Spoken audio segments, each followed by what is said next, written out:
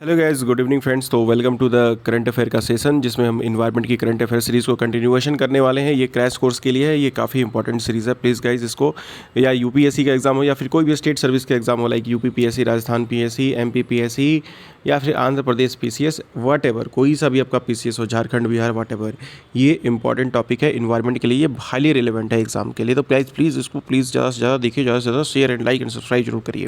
तो अब बात करते हैं हिंद कुश हिमालयन माउंटेन्स की। तो मैं बात करता हूँ कि हिंद कुश माउंटेन्स, आपने नाम सुना होगा। ये हिंद कुश को third pole of the world भी कहते हैं। फर्स्ट, एक आपको पता है ना, फर्स्ट पोल एक नॉर्दर्न साउथ पोल हो गया, एक नॉर्थ पोल हो गया, है ना। और उसके बाद थर्ड पोल जो है वर्ल्ड का, ग्लोब का, अर्थ का, उसको हिंद कुश माउंटेन भी कहते हैं। ठीक है, तो ये हिंद कुश हिमालयन माउंटेन्स के बारे में बात कर रहे हैं। ठीक है, तो इसमें एक रिपोर्ट आई है यूएनडीपी की। तो अकॉर्डिंग टू यूएनडीपी ये बताता है कि ये जो हिंद कुश हिमालयन माउंटेन्स हैं, ये अपना 2/3 आइस जो है 2100 तक ख़त्म हो जाएगा due to the increasing global temperature, due to the increasing rate of global warming, due to the climate change. तो मतलब कि, और इससे हो गया क्या कि 2 बिलियन पीपल में फेस फूड वाटर शॉर्टेज, खाना नहीं मिलेगा। अब भाई सारा अगर मेल्टिंग हो जाए तो क्या बचेगा। अगर जब आइस मेल्ट होना शुरू हो जाएगी ग्लेशियर्स की, तो रिवर में फ्लडिंग आ जाएगा। रिवर में फ्लड आएगा तो फिर सी लेवल बढ़ेगा। सी लेवल बढ़ेगा तो कोस्टल जो है ना, वो सिटी कोस्टल बांग्लादेश तो ख़त्म हो जाएगा। अगर हिंद कुश में अगर पानी, हिंद कुश के आइस अगर मेल्ट हो गए तो, हिमालयंस के ग्लेशियर्स के। अब हिंद कुश रीजन के बारे में बात करते हैं तो उसमें 8 स्टेट्स आता है और 3 कंट्रीज आती हैं, जैसे कि इंडिया और नेपाल और चाइना। तो इसको रेफ़र करते हैं third pole on the earth. ये स्प्रेड है आपका 3500 स्क्वायर किलोमीटर में। 8 कंट्रीज़ हैं इसमें, इंडिया, नेपाल और चाइना भी आता है। ठीक है, तो ये बड़े बड़े जो कंट्रीज़ हैं, 8 कंट्रीज़ हो गए इसमें, और इसमें इंडिया, नेपाल और चाइना भी है। ठीक है, और इसमें वर्ल्ड का थर्ड लार्जेस्ट स्टोरेज है आपका frozen water after Antarctica and Arctic. 240 million people अभी रह रहे हैं। ठीक है, 1.7 billion live in the river basin of down stream. अब बहुत सारी नदियाँ भी तो निकलती हैं ना इससे, हिंद कुश रीजन से इतनी सारी रिवर्स होती हैं कि मान लो 8 स्टेट्स मतलब कंट्रीज़ गाइज, स्टेट्स मतलब यूपी बिहार नहीं। ठीक है, ठीक है, हिमालयन रीजन की बात नहीं करेंगे, ये हम बात कर रहे हैं हिंद कुश हिमालयन माउंटेन्स की। ठीक है, तो ये हो गया। तो अब ग्लेशियर्स जो है आपका, ये फीड करता है एटलीस्ट 10 मेजर रिवर सिस्टम्स को, और हमने बहुत सारे इसके वजह से ड्रिंकिंग वाटर, है ना, एग्रीकल्चर एक्टिविटीज़, हाइड्रो इलेक्ट्रिसिटी, बहुत सारा काम करते हैं। चैलेंजेस बता रहे हैं कि अकॉर्डिंग टू ICIMODs यानी कि international centre for integrated mountain development 2019। ठीक है, अब ये आपका हिंद कुश रीजन पूरा ये ग्रीन वाला हो गया है ना। तो आप देख सकते हो 8 कंट्रीज़ कौन कौन है इसमें। अफगानिस्तान है, पाकिस्तान भी है, वो ज़बरदस्ती घुसा है उसको। ठीक है, चाइना है, नेपाल है, ठीक है, भूटान है आपका, ठीक है, बांग्लादेश है, म्यांमार है। तो ये इतने सारी कंट्रीज़ इफेक्टेड होंगी इसके। ठीक है, और बहुत सारे रिवर मेजर बेसिन्स हैं। तो ये असेसमेंट कहता है कि हिंद कुश जो आपका हिमालयन सिस्टम का रीजन है, ये कंटिन्यू टू वार्म अगर 21st सेंचुरी में रहा, तो if the world is able to limit global warming at the agreed 1.5 degree Celsius. ठीक है, अगर वो एग्री हो सकते हैं, ठीक है, तो ये हिंद रीजन तभी कंटिन्यू आपका जो हिंद कुश रीजन है, इसके असेसमेंट के हिसाब से, ठीक है, 2019 में जो किया था कि the Hindu Kush region will continue to warm through the 21st century even, अगर तब भी अगर आप दो वर्ल्ड जो है एबल टू लिमिट कर दिया ग्लोबल वार्मिंग को, तब भी होगा। ठीक है, तो ये चीज़ है इसके साथ। तो the Paris agreement aims to substantially reduce global greenhouse gas emission in an effort. इसमें यह था कि हम इस सेंचुरी में 2 डिग्री जो है एफर्ट है कि लिमिट द ग्लोबल टेम्परेचर। ठीक है, तो इसमें एफर्ट है आपका ग्लोबल टेम्परेचर को इंक्रीज़ जो हो रखा है in this century to 2 degree Celsius above pre industrial level while pursuing the means to limit the increase of 1.5 degree. मतलब कि इसका मतलब ये होता है कि हमें लिमिट करना है ग्लोबल टेम्परेचर इंक्रीज़ को इस सेंचुरी में 2 डिग्री सेल्सियस के तक। ठीक है, वो प्री इंडस्ट्रियल लेवल का, और परस्यू करना है कि हम इन जो लिमिट है अपना 1.5 डिग्री तक कर सके। 2 डिग्री ना कर सके तो कम से कम 1.5 डिग्री तो कर दे। ठीक है, इसको लिमिट करे। ठीक है, तो ये चीज़ हुआ कि लिमिट करना है हमें ग्लोबल टेम्परेचर इंक्रीज़ को। ठीक है, उसके बाद से फिर ये एक था कि if the future even if global warming is kept to 1.5 degree Celsius, तो भी आपका प्री इंडस्ट्रियल लेवल पे तो वार्मिंग होगा आपका हिंद कुश रीजन का, और ये एटलीस्ट 0.3 डिग्री सेल्सियस हायर हो जाएगा। और जो नॉर्थ वेस्ट हिमालय और काराकोरम है एटलीस्ट 0.7 डिग्री सेल्सियस हायर रहेगा। थ्रेट है भाई माउंटेन से सिस्टम से, बाकी आप पढ़ लीजिएगा, ज़्यादा कुछ नहीं है। ठीक है, अब क्रायोस्फीयर बता रहा है कि इसमें अब होगा कि हाई माउंटेन एशिया जो है आपके ये लूज़ कर लेंगे substantial part of its cryosphere का, तिब्बतन प्लेटू का। ठीक है, तो ये क्रायोस्फीयर क्या होता है? तो क्रायोस्फीयर होता है कि ये अर्थ का पोर्शन होता है जहाँ पे water is in solid form होता है, तो उसको क्रायोस्फीयर कहते हैं, तो ये याद रखिएगा। उसके बाद से causes for the melting of glacier क्या हो सकता है? तो एंथ्रोपोजेनिक यानी कि ह्यूमन एक्टिविटीज़ हो गया। ठीक है, फिर से उसके बाद हिंद कुछ रीजन में जो डाउन विंड अगर चला from some of the heavily polluted places of the earth अगर होता है तो ये थ्रेट करता है agriculture, climate as well as monsoon pattern को भी। रिकमेंडेशन है कि आप शिफ्ट अवे करिए भाई, क्लीन फ्यूल को अपनाइए, ये सब सारी चीज़ें हो गई। ठीक है, अब ये suggest policies and actions to mitigate, तो फार्मर को भाई डिज़ाइन करो, इन्वेस्ट करो कि लोकल मतलब वाटर स्टोरेज सोल्यूशन अपना अपनाए एट्सेट्रा एट्सेट्रा। ठीक है, रिसेंट जो इनिशिएटिव है टेकन बाय इंडिया, तो ये national mission on sustainable Himalayan एक इकोसिस्टम हमने लिया था जिसमें 8 मिशंस हैं, ये याद रखिएगा।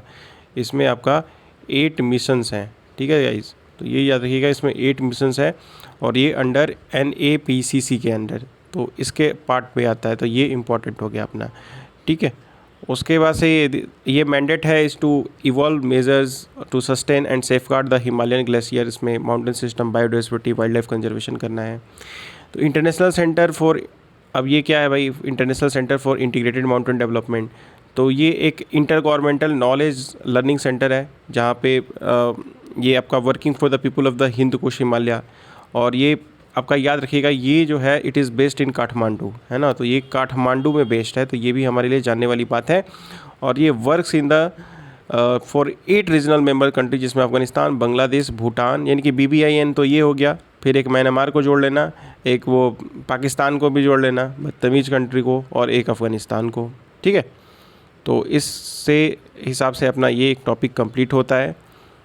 ठीक है, तो ये थोड़ा लंबा टॉपिक था बट काफ़ी इम्पॉर्टेंट टॉपिक था। ठीक है, तो याद रखिएगा हिंद कुश रीजन को, याद रखिएगा कि अगर हम 2 डिग्री जो अपना ग्लोबल पेरिस क्लाइमेट का टारगेट है, अगर उस पर भी पेरिस क्लाइमेट भी करते हैं ना, उस पर भी अगर हम कंट्रोल करते हैं फिर भी मेल्टिंग होगा, तो ये एक बहुत बड़ा कंसर्न है, बहुत ही बड़ा। तो हिमालय बहुत बड़ा एक कंसर्न हो जाएगा, फिर रिवर्स के पानी ख़त्म हो जाएंगे तो सब हम सब ख़त्म हो जाएंगे। ठीक है, अगर पूरे मेल्टिंग होने शुरू हो गई तो कोई बचेगा नहीं यहाँ पे। तो उसके बाद से एक और आपका आता है कि इंडिया का इथेनॉल रोड मैप, ये इथेनॉल का एक रोड मैप बनाया गया है। तो न्यूज़ में क्यों रहा है कि सेंट्रल गवर्नमेंट ने रिलीज़ करा है एक्सपर्ट कमेटी रिपोर्ट को on the road map for ethanol blending in India by 2025। ठीक है, ये रोड मैप कहता है कि हम ग्रेजुअल रोल आउट करेंगे इथेनॉल ब्लेंडिंग फ्यूल का, जिसमें हम अचीव करेंगे E10 फ्यूल सप्लाई फॉर अप्रैल 2022। ठीक है, फिर फेज़ आउट रोल आउट करेंगे E20 अप्रैल 2023 से अप्रैल 2025 तक। इसके पीक पॉइंट्स क्या है? तो भाई मिनिस्ट्री ऑफ पेट्रोलियम एंड ये जो नेचुरल गैस है, ये एक एक्सपर्ट ग्रुप बना रहा है जो स्टडी करेगा क्या क्या इश्यूज़ होगा प्राइसिंग ऑफ इथेनॉल को लेके, मैचिंग करेगा पेस का।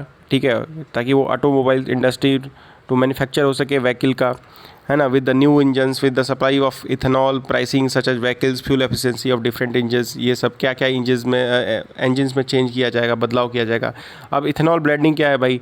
तो ये इथेनॉल होता क्या है कि ये एक प्रिंसिपल बायोफ्यूल है ये। ठीक है, जो कि नेचुरली प्रोसेस से फर्मेंटेशन से होता है शुगर के बाई ईस्ट, या फिर बाया petrochemical processes by ethylene hydration करके, इथेलाइन के हाइड्रेशन करके भी हम इसको प्राप्त कर सकते हैं। तो ये हमारे लिए एक इम्पॉर्टेंट है।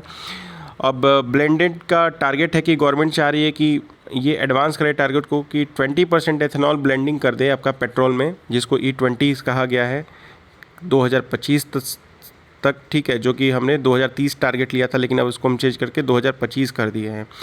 फिर currently 8.5% of ethanol is blended with petrol in India. ठीक है, ऑब्जेक्टिव इथेनॉल ब्लेंडिंग का ये है कि एनर्जी सिक्योरिटी करना, इंपोर्ट वगैरह हमारा कम हो। ठीक है, उसके बाद से ये सेव कर सकता है कंट्री के 4 बिलियन पर एनम। ऐसा माना जा रहा है कि 4 बिलियन 30,000 करोड़ रुपए अगर हम सेव कर लेंगे तो फिर उसी पैसे को हम किसानों के लिए या फिर कोई भी सोशल वेलफेयर के लिए हम इसका यूज़ कर सकते हैं। ये फार्मर को इंसेंटिव मिलेगा जब ये ऑयल कंपनीज जब ये इनसे परचेज करेंगी। ठीक है, तो उससे उनको बेनिफिट मिलेगा, शुगर कैन फार्मर को इनकरेज होगा कि ये वाटर सेविंग क्रॉप्स का यूज़ करना, सच एज मेज वगैरह हो गया जो कि इथेनॉल प्रोड्यूस करता है। ठीक है, फिर से production of ethanol from non food feed stock, ये सब बढ़ेगा।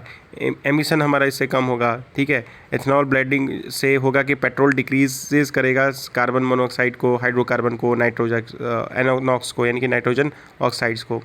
फिर से अनरेगुलेटेड कार्बन एमिशन जो है सच एज एसिटल जो डिहाइड है आपका emissions where however higher than with E10 and E20 compare to the normal petrol, ठीक है। तो अगर ये भी एक याद रखें कि अगर अनरेगुलेटेड अगर कार्बोनिल एमिशन है, ठीक है, लाइक एसिटिल्डिहाइड हो गया एमिशन, ठीक है, तो ये सब आपका अगर हायर E10 और E20 करेंगे तो नॉर्मल पेट्रोल से ये कम एमिशन होगा। तो ये सब सारी चीज़ें हैं।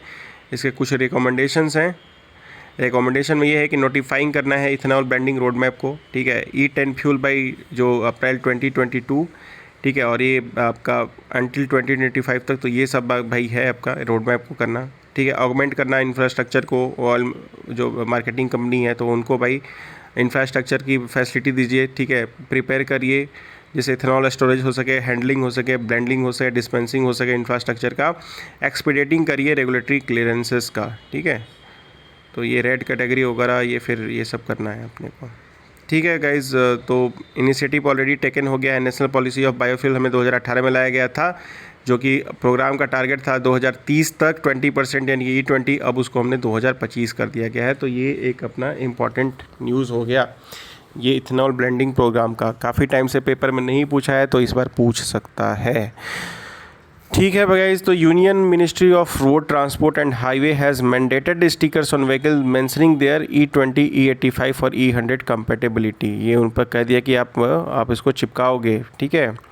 तो E100 पायलट प्रोजेक्ट ये है कि इसमें TVS अपाची 2 व्हीलर है, इसको डिज़ाइन किया गया है कि ये प्योर इथेनॉल से चले, ठीक है। प्रधानमंत्री जीवन योजना 2019 में लाया गया था। इसका मेन काम था कि क्रिएट करेगा ecosystem for setting of commercial project and boost research and development in 2G ethanol sector. फिर से गोवर्धन ने क्या था, इसका नाम था galvanising organic bio agro research धन स्कीम 2018। इसका मेन काम था कि इम्पैक्ट विलेज में क्लीननेस भी बढ़े और वेस्ट से वेल्थ भी बने, है ना। गोबर लाइए, पैसा ले जाइए, ठीक है, और उस गोबर का बायोफ्यूल बनेगा, ठीक है।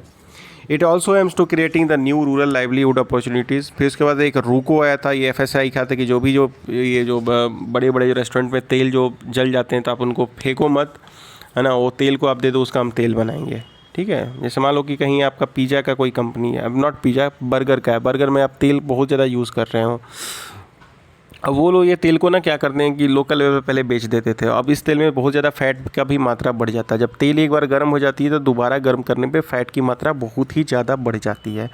तो अब इसको कहा कि तो हेल्थ के लिए भी ये आपका एक इशू था, है ना, एक हेल्थ का एक कंसर्न था। तो इसने कहा कि ठीक है, अब बायोफ्यूल भी हम इसका बना सकते हैं। तो रूको का ये काम था, ये FSAI का काम था, FSSAI, ठीक है, food safety and standards authority of India, ठीक है। उसके बाद से एक और न्यूज़ में था ऑपरेशन ओलिविया। तो ऑपरेशन ओलिविया ये इंडियन कोस्ट गार्ड का इनका एक इनिशिएटिव था कि ऑलिव राइडली जो टर्टल्स हैं उनको प्रोटेक्ट कर सकें, ठीक है। तो इंडियन कोस्ट गार्ड ये 1978 में ये एस्टेब्लिश हुआ था, ये मिनिस्ट्री ऑफ डिफेंस के अंदर है, ठीक है। इसके वाइड रेंज टास्क कैपेबिलिटीज़ हैं, कोस्टल एरिया को सुरक्षा देना, ठीक है, ये सब सारी चीज़ें। ऑपरेशन ओलिविया 1980 में आया था इंडियन कोस्ट गार्ड का, ठीक है। इसका मेन काम था ऑलिव राइडली टर्टल को प्रोटेक्ट करना, ठीक है। उसके बाद से कोई भी अगर अनलॉफुल एक्टिविटी करता है तो उसको भी करना। ये वल्नरेबल कैटेगरी है। गहरी माथा में बहुत सारे ओलाइव रेडली टर्टल आते हैं और अपना नेस्टिंग करते हैं, उसको मास नेस्टिंग का या अबाड़ा भी कहते हैं, ठीक है। तो ये सब काम होता है। तो ये जो कोस्ट गार्ड है ये पेट्रोलिंग वगैरह करती है, कोई अगर पकड़ा जाता है तो उनको पकड़ के, है ना, उनकी धुलाई होती है। ओलाइव रिडली टर्टल्स हैं, ये कार्निवोरस हैं, smallest and most abundant all C turtles in the way हैं। ये आपके वार्म सी में मिलते हैं, ठीक है। ये टर्टल्स कार्निवोरस होते हैं, ठीक है। उसके बाद से ये माइग्रेट करते हैं, ठीक है, थाउजेंड्स ऑफ किलोमीटर्स, ठीक है, सिर्फ नेस्टिंग के लिए। तो ये अरीबा जो मास नेस्टिंग होता है इसको कहते हैं। अब ये अटलांटिक ओशन और इंडियन ओशन में मिलते हैं। तो उड़ीसा का जो गरीमाथा मैरीन सेंचुरी है ये वर्ल्ड का लार्जेस्ट रुकरी है सी टर्टल्स का। IUCN स्टेटस इसकी वल्नरेबल है। साइट्स में अपेंडिक्स 1 की इसकी स्टेटस दी गई है। कन्वेंशन ऑफ माइग्रेटरी स्पीशीज़ में साइट्स आता है। वाइल्ड लाइफ प्रोटेक्शन एक्ट में इसको शेड्यूल 1 का दर्जा दिया गया है। इसका थ्रेट, बहुत सारे थ्रेट हैं, लोग मीट खाने के लिए यूज़ करते हैं, अंडा उनको चुरा लेते हैं। उसके साथ साथ कई लोग इसकी ट्रेडिशनल मेडिसिन भी बनाते हैं। तो ये सब सारी चीज़ें हो गई, ठीक है। तो गाइज़ कैसा वीडियो लगा प्लीज़ बताइएगा। फिर नेक्स्ट हम वीडियो में अपने फिर इन्वायरमेंट के करंट अफेयर की सीरीज़ में वापस आएंगे। वीडियो कैसा लगा please like and share subscribe जरूर करिएगा, ज़्यादा से ज़्यादा लोगों में स्प्रेड करिएगा। जय हिंद, जय भारत।